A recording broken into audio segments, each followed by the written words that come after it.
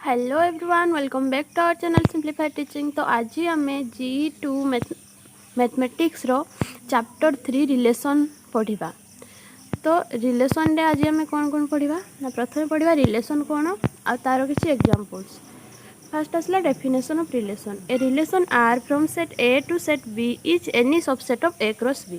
ताले A cross B कौन Cartesian product बोली आम पढ़ी। तो गोटे रिलेशन आर जेकोसी सेट ए रु सेट बी को होता आटा कहार सबसेट होता ना जो कार्टेशियन प्रोडक्ट अच्छे ए क्रॉस बी तार सबसेट होता। देन आसला रिलेशन ऑन ए सेट ए माने जो आम ए टू ए नवा रिलेशन को सेटा कौन हो ना सबसेट हो कहार ए क्रॉस ए रो।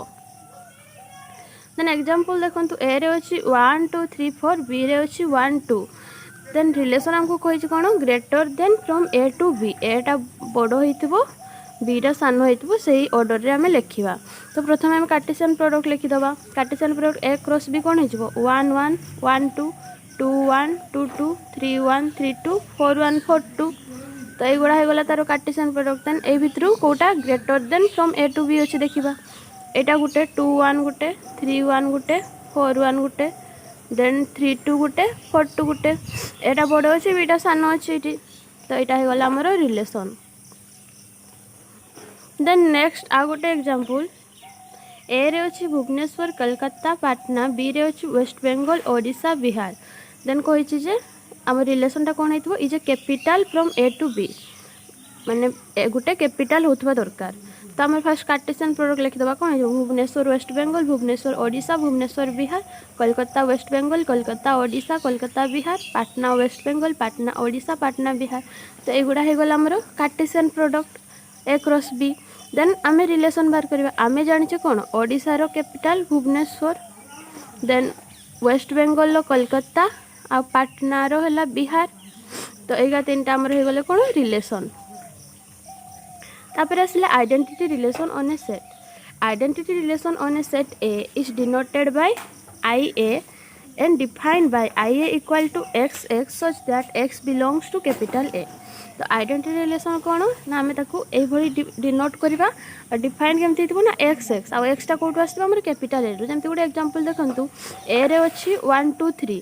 तो आइडेंटिटी रिलेशन कौन हो एक्स एक्स कही माने 1 1 2 2 और 3 3 एगुड़ा आमर हो कौन आइडेंटिटी रिलेशन। नेक्स्ट आसला universal relation on a set. Universal relation कौन ना universal relation on a set A is denoted by U A defined by U A equal to A cross A. Universal रिलेशनटा गोटे set रे define होता माने ए cross ए जोटा सेटा को आम कहे कौन यूनिवर्सल रिलेशन। जमती एग्जांपल देखो ए रे अच्छी 1 2 3। तो यू ए कौन हो 1 इंटू 1 1 1 1 2 1 3 2 1 2 2 2 3 3 1 3 2 3 3। तो यहाँ होगा आमर universal relation on a set. Then आसला domain of a domain of a relation and range of a relation. Domain कौन ना गोटे रिलेशन अच्छी R A to B domain of R is denoted by domain R and defined by domain R equal to X belongs to A such that X Y belongs to R. तो आमर कौन हो जो x Y order पेयरटा अच्छी relation रे belongs कर जो एक्सटा सेटा हो आमर डोमेन ऑफ आर। रेंज कौन ना सेठी भी गोटे रिलेशन हो R A to B range of R denoted by R N G of R defined by Y belongs to B such that X Y belongs to R. तो आमर जो एक्सटा domain हो वाईटा range हो रिलेशन रे जो भी order pair थे।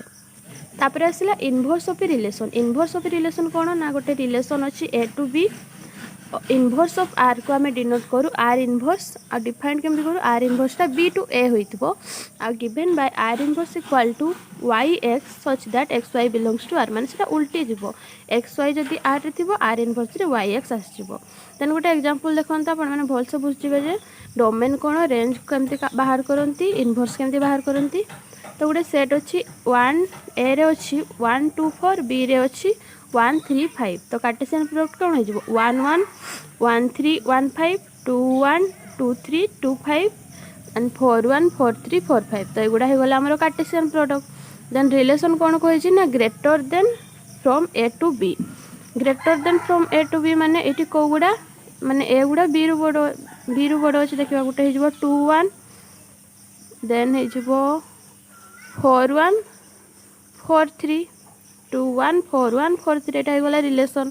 तो आम डोमेन कौन जाने जो एक्स गुड़ा रिलेशन रे जो एक्स गुड़ा से गुड़ा है डोमेन माने एक्स रे कौन अच्छे आम 2 4 4 माने 2 4 होगला डोमेन रेंज रे 1 आउ 3 range then inverse R inverse कौन हो ना 1 2 टा उल्टे 2 1 टा उल्टा है 1 2 हो 4 1 टा 1 4 हो 4 3 टा 3 4 हो तो यहाँ होगला आमर आर इनवर्स।